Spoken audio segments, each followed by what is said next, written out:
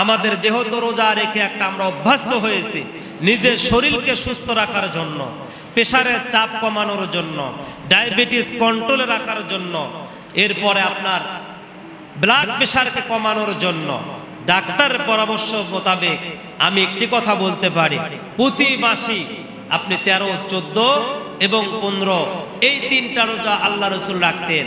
এই 3টি রোজা রাখা রসুল রাখতেন। এটি হচ্ছে নফল রোজা হলেও রসুলের সুন্নাহ। আল্লাহ রসুল পুরা জীবন 3টি রোজা রাখতেন প্রতি মাসে। আমার ভাইয়েরা, তিনি সোমবারেও রোজা রেখেছেন যেদিন তিনি জন্মগ্রহণ করেছেন। অতএব আমরা প্রতি মাসিক 3টা করে রোজা এটা কন্টিনিউ করার চেষ্টা যদি করি, শরীর সুস্থ থাকবে। এবং রমাদানের পরে 6টি রোজা আমরা রাখবো।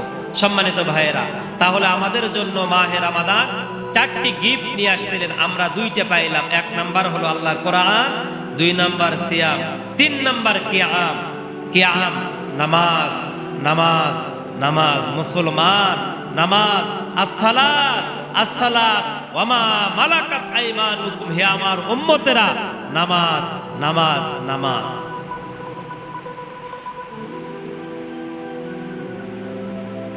নবীজিকে জিজ্ঞাসা করা হলো, ইয়া রাসূলুল্লাহ, কাফির এবং মুসলমানদের ভিতরে পার্থক্যটা কোথায় পাওয়া যাবে, ব্যবধানটা কোথায়? নবীজি বলে দিলেন, বাইনাল আবদি ওয়া বাইনাল কুফরি তারকুস সালাত। যে ব্যক্তি নামাজ ছেড়ে দিল ইচ্ছাকৃতভাবে, কোনো বিপদ নাই, কোনো প্রবলেম নাই, কোনো সমস্যা ছাড়া কোনো মানুষ নামাজ ছেড়ে দিল ইচ্ছাকৃতভাবে, সে কাফির হয়ে গেল। কাফের আর নামাজ ছেড়ে দাও, কাফের আর এই নামাজ ছাড়া ব্যক্তির ভিতরে কোনো পার্থক্য থাকলো না। জোরে কর নাউজুবিল্লাহ। ইমাম আজম আবু হানিফা বলেছেন, কোন মানুষ যদি ইচ্ছাকৃতভাবে নামাজ ছেড়ে দেয় তাহলে তাকে সর্বপ্রথম 6 মাসের জেল দিয়ে দাও। এরপরেও যদি তিনি পরিশুদ্ধ না হয় তাহলে তার আজীবন জেল দিয়ে দাও। আজীবন জেলে সে থাকুক, সে বুঝুক নামাজ ছেড়ে দেওয়ার কতটুকু অপরাধ।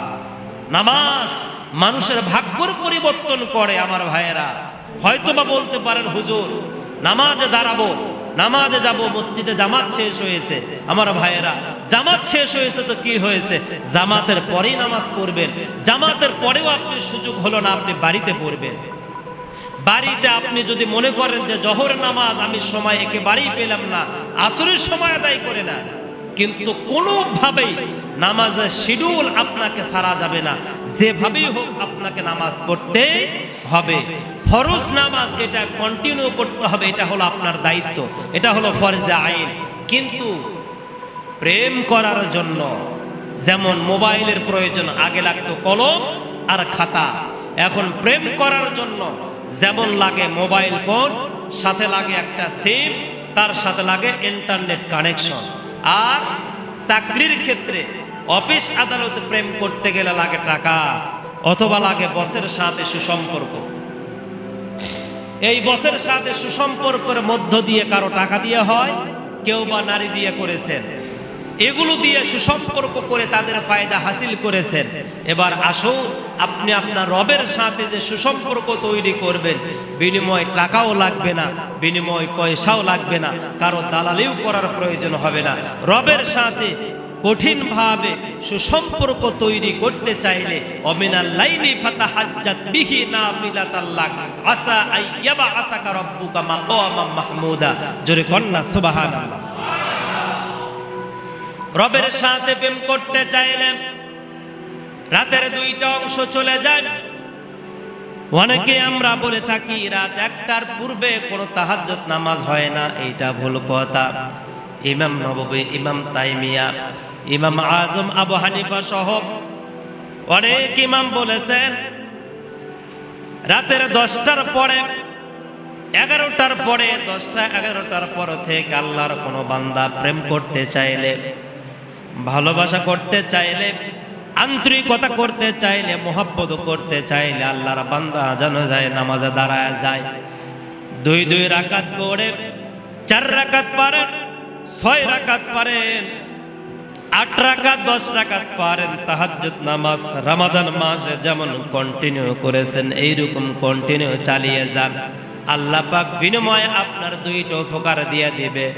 এক নাম্বার উপকারের কথা আল্লাহ পাক বললেন, ওয়া মিনাল লাইলি ফাতাহাজ্জাত বিহি নাফিলাতাল লাক আসা আইয়াবাতাকা রাব্বুকা মাকামাম মাহমুদা। আল্লাহু আকবার। এক নাম্বার উপকার, দুনিয়াতে আপনাকে সম্মান এবং ইজ্জতওয়ালা বানায় দিবে। দুনিয়াতে আল্লাহ পাক আপনার সম্মানের সাথে আপনার গদ্দানটা উঁচু করে ঘোরাফেরা করার সুযোগ করে দিয়ে দিবেন।